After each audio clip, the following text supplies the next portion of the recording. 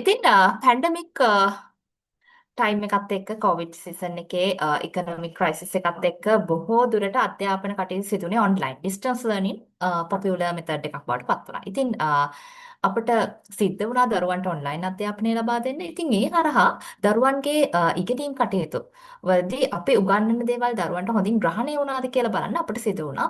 විවිධ ටූල්ස් භාවිතා කළ විශේෂම කෘතිම බුද්ධිය AI ටූල්ස් භාවිතා කරලා විවිධ කන්ටෙන්ට්ස් හදලා දරුවන්ට දෙන්න. මොකද දැන් ජින්සීලා වැඩිපුරම කැමති ඩිජිටල් ඩිවයිසස් එක්ක වැඩ කරන්නනේ. ඉතින් මේ විදිහට දරුවන් අතරට මේ ඩිජිටල් ටූල්ස් භාවිතයෙන් ආකර්ෂණීය විදිහට තමන්ගේ අධ්‍යාපන කන්ටෙන්ට්ස් එඩියුකේෂන් ඉන්ඩස්ට්‍රි එකේ ඉන්න කෙනෙක් විදිහට අධ්‍යාපන මේ සම්බන්ධ කන්ටෙන්ට්ස් දරුවන්ට දෙන්න හොඳම ටූල් එකක් තමයි මේ Moodle platform එක හරහා LMS එකක් ක්‍රියේට් කරලා ඒකට questions වර්ග දාලා ඒවා තුලින් දරුවන්ගේ දැනුම පරීක්ෂා කර බලන්න පුළුවන් වෙන එක. හරි. අපි බලමු කොහොමද මේ Moodle platform එකට දාන්න පුළුවන් questions වර්ග මොනවද කොහොමද මේ දේවල් කරන්න කියන එක අද අපි ඔබට කියලා දෙනවා. හරි. අපි බලමු කොහොමද මේක වෙන්නේ කියලා. මම EduTech LMS එකට ලොග් වෙනවා. මේකට user roles කිහිපයක් තියෙනවා. ඔයාලට ටීචර් කෙනෙක් නම් ටීචර් රෝල් එක හරහා join වෙන්න පුළුවන්. නැත්නම්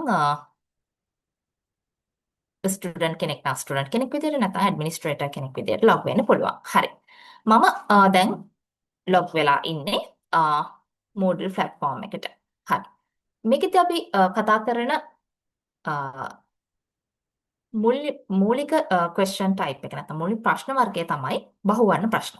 විශේෂයෙන්ම අපි මේකෙදී අවධානය යොමු කරනවා විශේෂයෙන් පහ වසරේ ශිෂ්‍යත්ව දරුවන් ඒ වගේම අපොස සාමාන්‍ය පෙළ දරුවන් වගේම අපොස උසස් පෙළ දරුවන්ට කොහොමද මේ ප්‍රශ්න වර්ග ඉදිරිපත් කරන්න කියන එක. ඕනම පන්තියක ඕනම විභාගයක් සඳහා තියෙන ප්‍රශ්න වර්ගයක් තමයි බහුවර්ණ ප්‍රශ්න. MCQ question types. මෙතන දීලා තියෙනවා MCQ questions හදන විදිහ හදලා තියෙනවා. ඉතින් ඊළඟ question type එක තමයි true and false. සත්‍ය අසත්‍ය. මේකෙදි අපි අහලා තියෙනවා ශ්‍රී ලංකාවේ ජාතික පුෂ්පය වන්නේ නාගස. එය සත්‍ය නම් අසත්‍යද තෝරන්න පුළුවන්. ඉතින් ඊළඟට කතා කරලා තියෙනවා ප්‍රශ්න පිළිවෙල සැකසීමේ ප්‍රශ්න ordering question types. මේවත් අපිට දරුවන් වෙනුවෙන් ඉදිරිපත් කරන්න පුළුවන්. ඒ කියන්නේ order එක. කොහොමද සෞරග්‍රහ මණ්ඩලයේ ග්‍රහලෝක තියෙන පිළිවෙල?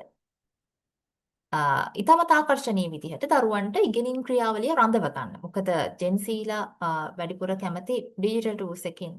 හරිම අමාරුයි කියනවා ළමයින්ට උගන්වන්න ගුරුවරු නගන මැසිවිල්ලක්. ඉතින් දරුවන් අධ්‍යාපනය තුළ රඳව ගන්න පුළුවන් හොඳ ආකර්ශනීය විදිහක් තමයි මේ Moodle platform එක හරහා දරුවන්ට මේ ප්‍රශ්න සකස් කරලා උන්ට කරන්නට සැලැස්වීම. ඉතින් ඊළඟ ප්‍රශ්නේ තමයි drag and drop questions කියන්නේ. ඉතින් මේකෙදි දීලා තියෙනවා අපි විශේෂයෙන්ම මේ ගසක කොටස් නම් කරන්න drag කරන්න තියෙන දරුවන්ට. ඉතින් මෙන්න මේ ආකාරයට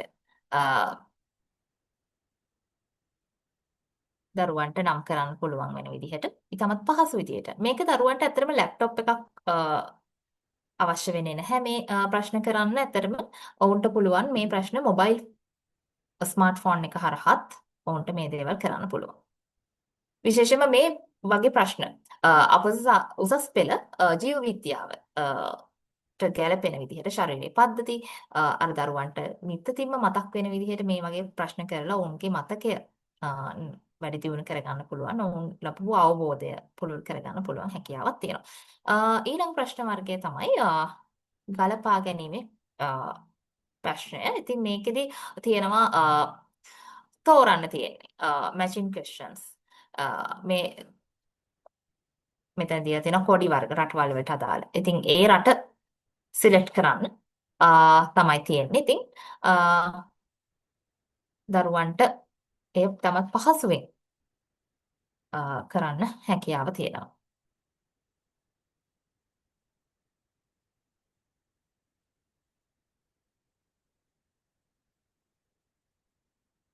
මෙතනදී තියෙන්නේ drag and drop markers. ඒ කියන්නේ සුළඟ හමන දිශාව. දරුවන්ට තමත් ආකර්ෂණීය විදිහට මේ දේවල් කරන්න පුළුවන්. ඉතින් ඒක මේක මෙහෙම කරන්න. ඔක රයිට් ක්ලික් කරන්න ඔය පින්තූරේ. රයිට් ක්ලික් කරන්න. රයිට් ක්ලික් කරන්න. ඔය පින්තූරේ රයිට් ක්ලික් කරන්නකො. රයිට් ක්ලික් කරාම එතන තියෙනවා ලෝඩ් ඉමේජ් කියලා. ඒක ක්ලික් කරන්න. ලෝඩ් ඉමේජ් උඩම තියෙන උඩ උඩ. අන්න හරි. හරි. හරි. හරි. මොකද මෙතනදී සුමුදේ බ්‍රවුස් එකේ. හමු දිශාව ඔව්. දරුවන්ට. ඔව්. ඒ වගේම ඕකේ. ග්‍රහලෝකත් ඒ විදිහටම හදාගන්න පුළුවන්. thank you. පුළුවන්. ඔව්.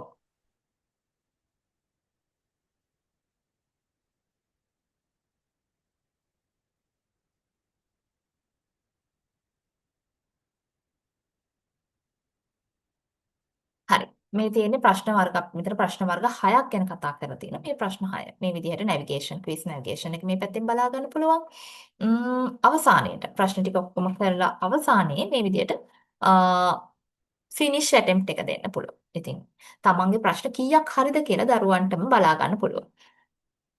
තමන්ටම තක්සේරුවක නිරත වෙන්න පුළුවන්. තමන් කොච්චර දුරට තමන්ගේ ප්‍රශ්න කොහොමද හරි ගියේ කියන එක තමන්ට ඇත්තටම බලා ගැනීමේ හැකියාව තියෙනවා. කීයක් හරි ගියාද? දරුවෝ ඇත්තටම ආසයි අර ගේම් එකක් වගේ ඉගෙන ගන්න. ඉතින් මේ තියෙන්නේ අද අපි කරපු ප්‍රශ්න පත්‍රය. ම්ම්,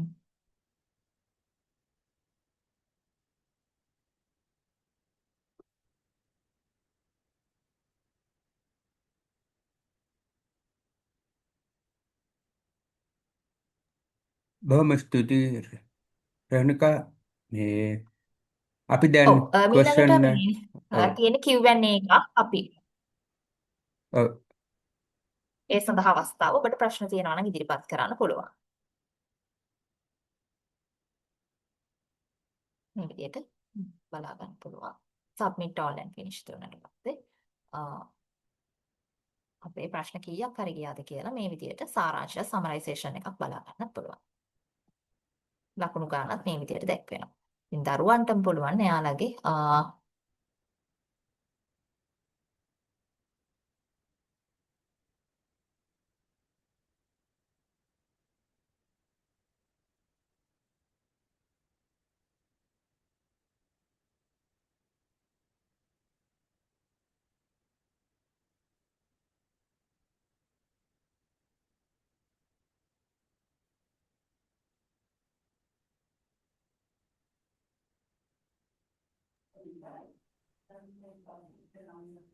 ඔව් දැන් අපි අද දවසේ Moodle LMS සිස්ටම් එකේ තිබෙන ප්‍රශ්න වර්ග ගැන කතා කරා. බොහොම ස්තුතියි රේණුකා. දැන් අපි මේ මීටින් එක මෙතනින් අවසන් කරමු. බොහොම ස්තුතියි සහභාගී වුණාට. අපි ඊළඟ දවසේ ඊළඟ සතිය හමුවෙමු. බොහොම ස්තුතියි.